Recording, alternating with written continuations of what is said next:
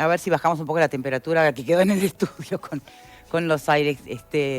Hubo un momento un poco tenso, es un tema obviamente sumamente sensible. Y al final del programa me parece tendremos la oportunidad para una reflexión, si les parece, panelistas. Yo no quiero hablar si no está presente. No, reflexión personal okay. sobre el tema. No tiene por qué ser con respecto a, por supuesto que no. Pero ahora vamos con otro tema que también nos importa, y si no te importa hoy, te va a importar mañana, así que mirá, vamos a prestar atención, porque tiene que ver justamente con el sistema de seguridad social, esa gran reforma que aparentemente es tan impostergable. Esta comisión que les contaba al principio del programa, que fue comandada de alguna manera por la LUC, una comisión para primero realizar un diagnóstico y después para elaborar la reforma. Un diagnóstico, un documento que ya fue presentado, que tuvo, no tuvo el ok del Frente Amplio, ni del PIT-CNT, ni de la ONAJPU. Tenemos en este momento vía Zoom a Miguel Pesuti, integrante de la Comisión de Expertos en Seguridad Social, abogado Pesuti, ¿no? Exactamente. ¿Cómo le va? Gracias por acompañarnos. Hola, ¿qué tal? Encantado y muchas gracias a ustedes. Bueno, a ver, este diagnóstico de alguna manera, ¿qué dejó sobre la mesa? ¿Algo nuevo o lo de siempre? La insostenibilidad del sistema por su estructura y por la situación demográfica del país. Nos dejó una serie, o nos dejó expuestas una serie de circunstancias desafiantes, digamos, como sociedad. Antes la comisión había encomendado una serie de encuestas para evaluar cuál era el estado de opinión, sobre todo de la población, y hay un aspecto que se ha resaltado por parte de los miembros de manera muy intensa, que es la percepción que teníamos todos de que aportábamos al sistema más de lo que el sistema nos daba. Y la verdad es que la evidencia que surge en ese diagnóstico es precisamente que el sistema tiene que ser sustentado con el aporte de la sociedad para pagar lo que paga o lo que promete. Con lo cual nos encontramos con un diagnóstico que no ratificaba las percepciones que teníamos como ciudadanos, y esto nos impone algunos desafíos. Yo en estos últimos días he hablado de esa variable demográfica a la que tú referías recién. Sí. Por varias razones. La primera es que los 60 años, que ha sido una edad un poco tradicional.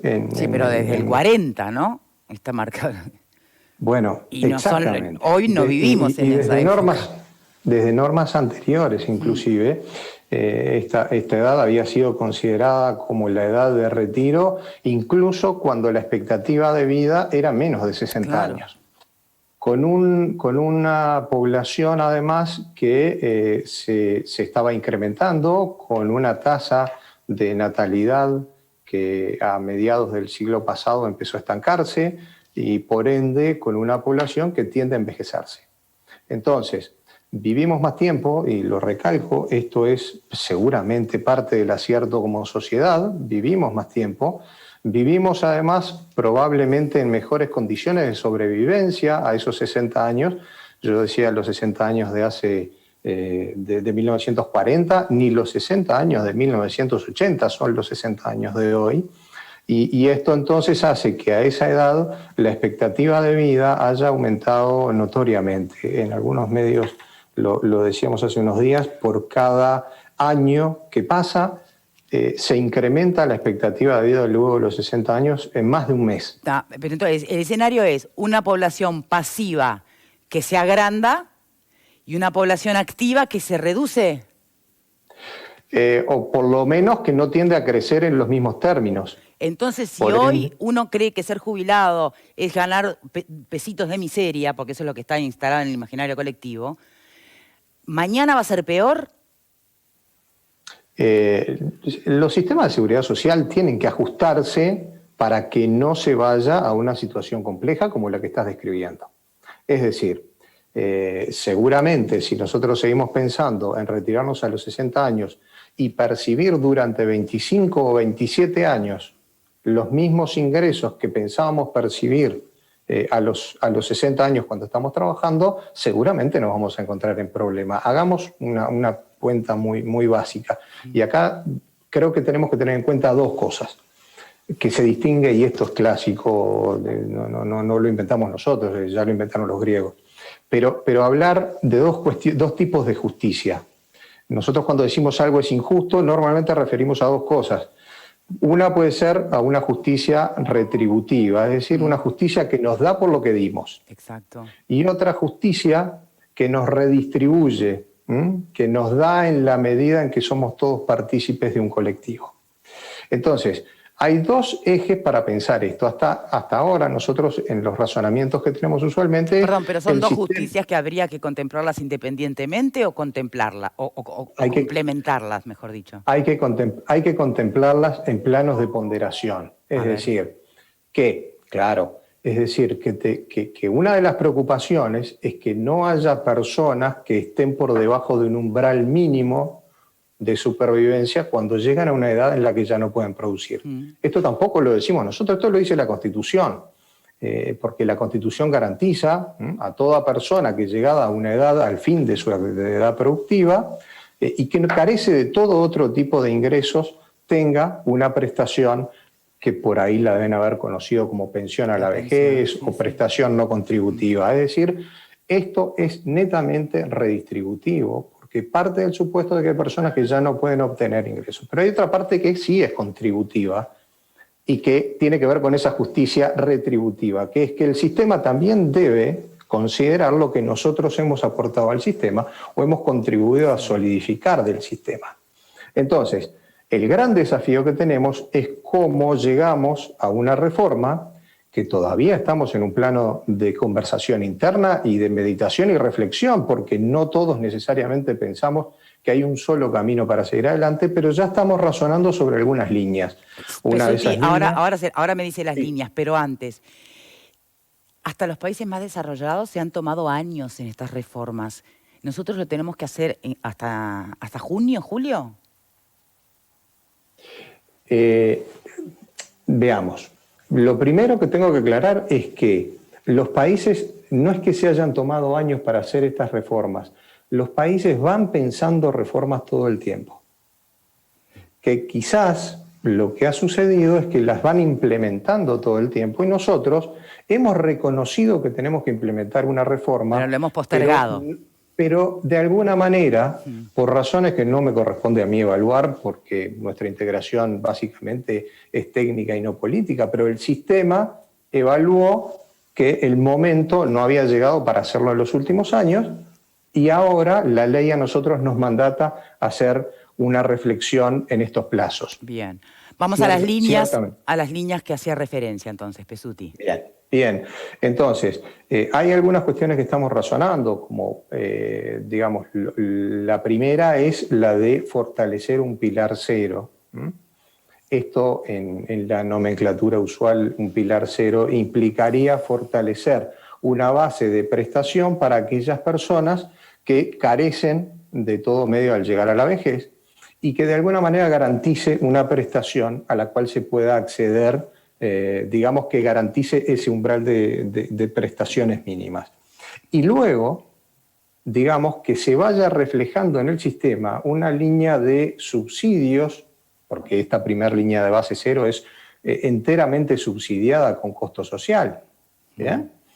Luego, empezar a incrementar la porción contributiva sin desprendernos enteramente del subsidio que colectivamente hacemos, hasta un punto en el cual haya una conexión entre lo que nosotros hemos aportado al sistema y lo que vamos a percibir directamente. ¿Separar las cajas?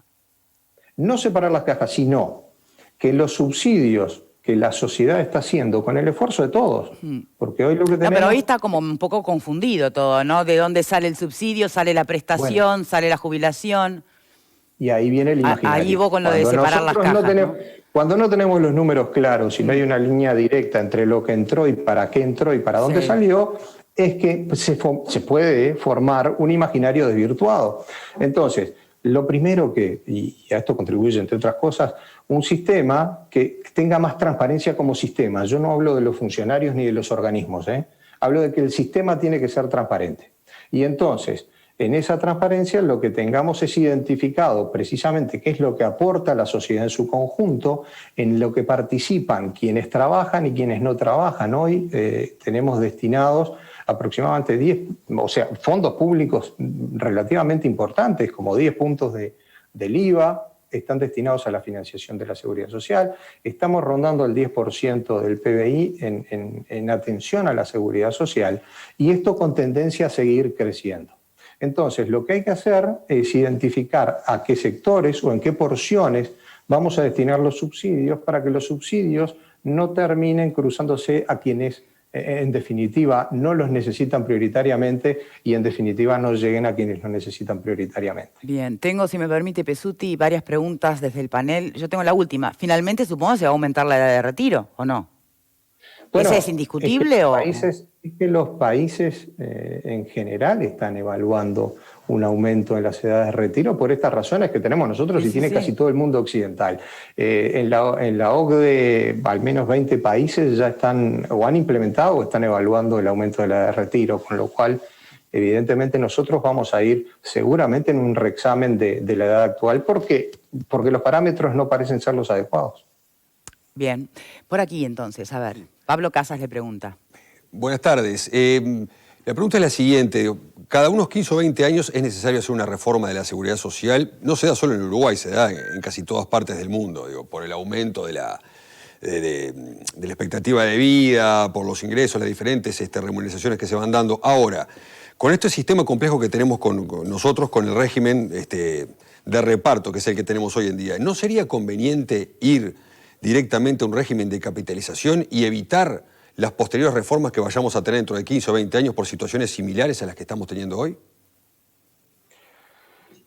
Uruguay, gracias por la pregunta, porque es uno de los paradigmas que acostumbramos a evaluar cuando discutimos en estos términos. Uruguay en 1996 implementa su reforma, en realidad la ley se aprueba en 1995, aprueba una reforma cuando había una fuerte corriente hacia la capitalización de manera completa. ¿Bien? Y Uruguay opta por un sistema mixto. Esta opción, que en un principio parecía partir las aguas y que no era del agrado de algunos sectores que estudiaban el tema en ese momento, terminó demostrando algunas fortalezas, porque el pilar de participación solidaria demostró al menos un nivel de cobertura amplio para un importante sector de la población. Claro, esto es distinto si nosotros nos manejamos con un sistema solidario que nos garantiza cierta prestación, con un porcentaje de un sueldo estimado o calculado como básico jubilatorio, que generalmente sí implica un esfuerzo importante para las arcas públicas en general, porque es una promesa que hay que cumplir después, con otros sistemas que sí incorporan algún mecanismo de contemplación estricta mediante lo que se llaman cuentas nocionales u otras similares de capitalización, o que no necesariamente es capitalización, sino que toman un registro de los aportes efectivamente efectuados por cada persona para terminar en definitiva con una prestación basada en lo que se aportó efectivamente durante toda la historia laboral. Nosotros estamos evaluando en este momento y estamos conversando entre los miembros, porque esto no se los aclaré y debió haber comenzado por ahí. Después del diagnóstico, lo que quisimos hacer fue primero reflexionar individualmente, luego escuchamos a una cantidad de expertos que nos opinaron, nos criticaron o nos halagaron el informe y todo contribuyó. Y nos escuchamos entre nosotros, entonces, porque aún con los matices que Victoria bien señalaba al principio, el hecho de que el diagnóstico no haya sido apoyado por todos los integrantes de la comisión, no quiere decir que dentro de la comisión no haya un diálogo excelente y que el producto no se enriquezca con la divergencia o la pluralidad. Y entonces ahora estamos en esa etapa, en la de conversar. Por supuesto que esta es una de las variables. La reforma que queremos incorporar no es solo un aumento de edad, para después tener los mismos problemas y sobre todo para no recargar otra cosa. Hemos hablado siempre de solidaridad intergeneracional, que es algo que está muy metido en nuestra conceptualización de la seguridad social. Y también quizás ha llegado el tiempo de pensar de la solidaridad intergeneracional en forma cruzada. Pensar lo que nuestros mayores tienen que recibir hoy, pero también lo que nuestros hijos o nuestros nietos van a tener que asumir como compromiso para cuando nosotros lleguemos a ser mayores. Entonces, esa solidaridad a nosotros nos preocupa en las dos vías, es decir, no recargar los compromisos que también tienen que asumir las generaciones que ya tienen otros desafíos muy importantes en el mercado laboral que se viene.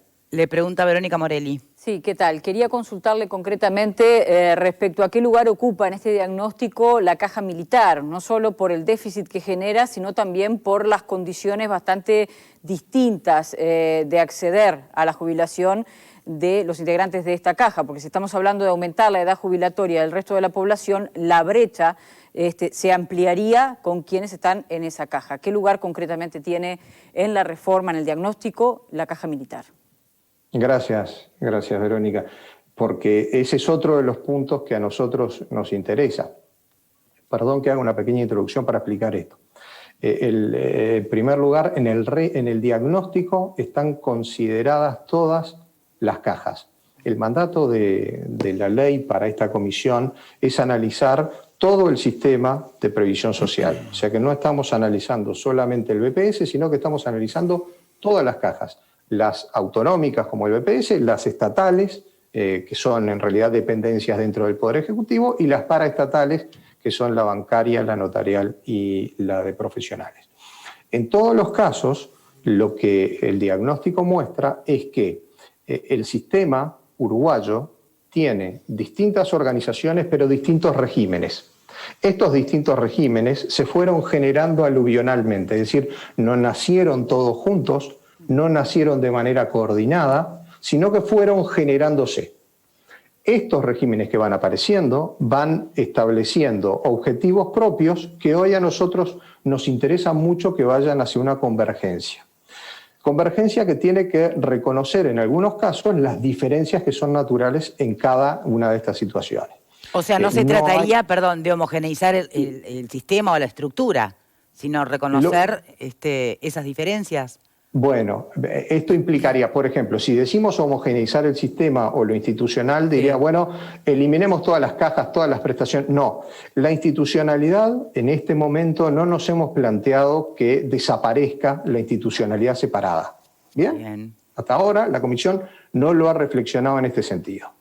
Ahora el régimen, sí, el régimen es un desafío, porque lo que se percibe en cada una de las cajas es distinto y a una edad diferente. Las causas también son diferentes. Y acá a mí me parece que en el problema de la caja militar o en el de la caja policial, como se la llama usualmente para simplificar, el gran tema a considerar es que no es solamente un tema de seguridad social.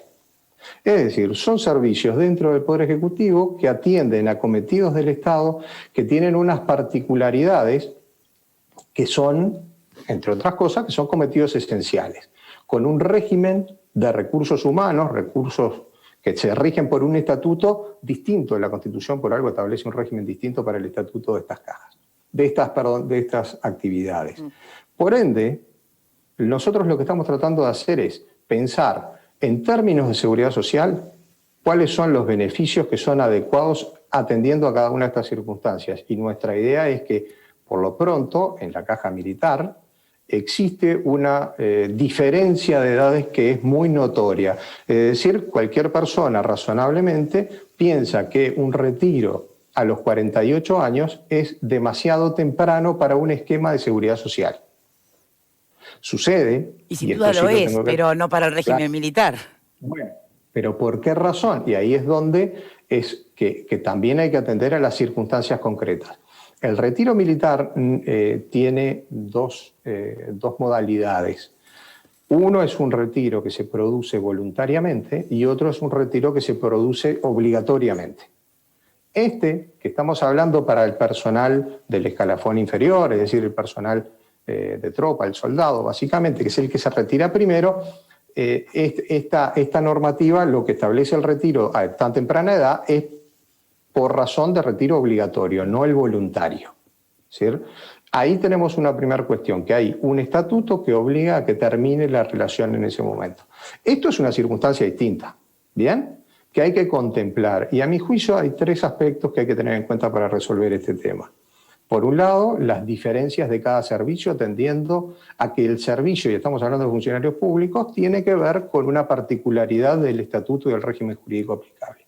La segunda, las aspiraciones de cada uno de los colectivos, y esto ya no aplica solo al régimen militar o al régimen policial, sino a cada uno de los colectivos que van a estar alcanzados por una reforma. Y en tercer lugar, el reclamo de la población de términos que sean justificadamente equitativos. Estos 3 parámetros, a nuestro juicio, son los que necesitamos para una resolución ponderada de estos temas. Es como una mesa de 3 patas, y esto acostumbro a decirlo así. Es una mesa de 3 patas. Si nosotros hacemos que una de las patas sea más corta que la otra, se nos puede caer el vaso. Entonces tenemos que buscar un punto de equilibrio para que la solución sea la adecuada y que tengamos un régimen estable y justo que reconozca las diferencias donde está justificado que existan. Tenemos un problema con el tiempo, Pesutto, le pido 1000 disculpas. Me entra una más breve de Rodríguez Pupo. Sí, bueno, me complace mucho, doctor, que estén pensando y mirando y analizando con lupa la experiencia de los suecos, que ha sido muy interesante y que está muy lejos del imaginario local el pensar que allí hacen cosas que están vinculadas a ideas locas socialistas, sino que más bien han entrado por el lado de las cuentas nacionales, y yo creo que usted las mencionó y me parece muy lindo que ahonden en ese tema. Pero planteándose todas las cajas y todos los problemas que ha tenido la seguridad social, digo yo, nadie planteó en esa comisión lo poco ético que es que este país, con los problemas de seguridad social que tiene, se esté planteando el reparar, jubilar y dar pensiones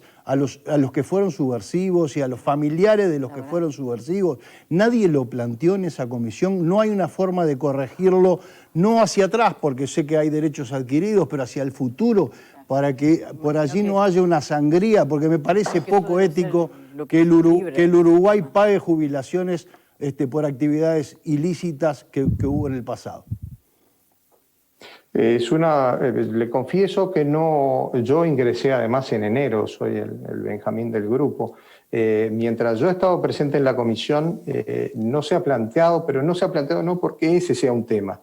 No se ha planteado porque el razonamiento que adoptó la comisión es los derechos adquiridos, como en cualquier reforma jubilatoria, los derechos adquiridos no están dentro de la órbita que nosotros vayamos a revisar en términos de propuesta. ¿Bien? La propuesta nuestra lo que va a atender es a reformar lo que son esos derechos en marcha, porque es lo que podemos modificar, y en principio ha sido una de las conductas más tradicionales del ordenamiento uruguayo. Quizás no como técnico de la comisión podríamos tener una conversación sobre este tema, pero me parece que dentro de los objetivos que la ley nos ha planteado no estaba dentro del ámbito a pronunciarlo. Muy bien. Pesutto, ¿se puso un tiempo para cuándo dar con un documento final, sumando los intercambios a partir de este primer informe? Exactamente. Ahora, en las primeras semanas de junio, vamos a estar terminando este trabajo. Perdón, no me acuerdo del día exacto del vencimiento del plazo, porque estamos pensando en los problemas profundos y ya nos pasarán por calendario cuando tenemos que estar cerrando. Muy bien. Pero es en junio, sí, los primeros días de junio. Muy bien. Miguel Pesutto, entonces, integrante de la Comisión de Expertos en Seguridad Social. Muchas gracias y seguiremos de cerca este tema, obviamente. Gracias por su tiempo. Encantado y saludos a toda la gente en el panel y gracias por las preguntas. Muchas gracias, que sé que se han quedado con preguntas, pero bueno, tenemos que hacer una pausa, ya venimos. Ya venimos. 11 millones de pesos.